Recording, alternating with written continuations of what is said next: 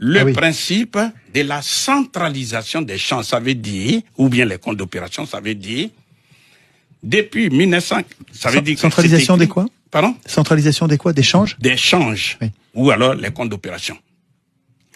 C'est-à-dire, c'est du nazisme monétaire, dans la mesure où à nouveau on oblige les Africains, depuis 1945 jusqu'à 1973, à déposer en France l'intégralité, 100% de ce qu'ils gagnent quand ils vendent à l'extérieur. Jusqu'à quelle année vous avez dit?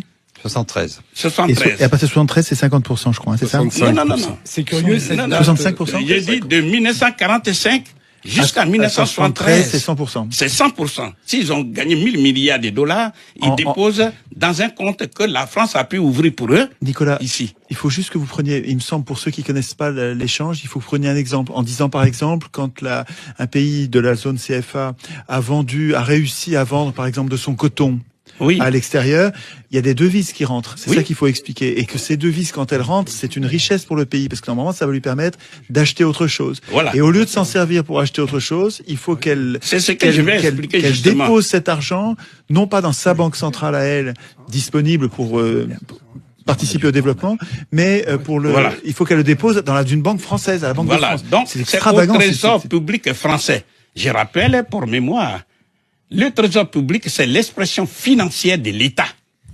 Donc, s'ils ont eu 1000 milliards de dollars, parce qu'ils ont vendu, eh bien, l'intégralité de ces 1000 milliards s'est déposée au Trésor public. À l'étranger, dans le pays colonisateur. Dans le compte ouvert pour eux en France. Ouais. C'est ça.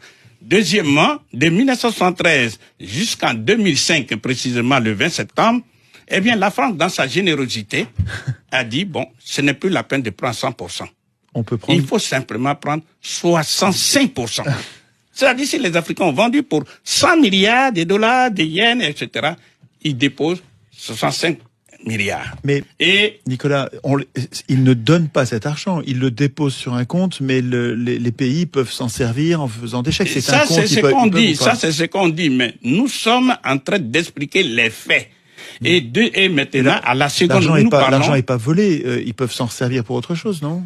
Mais non, je vais tirer les conséquences, vous allez voir tout de suite. Et maintenant, de 20 septembre 2000 jusqu'à la seconde où nous parlons, ils déposent 50%.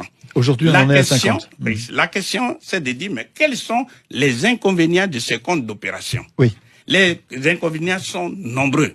La première conséquence est logique.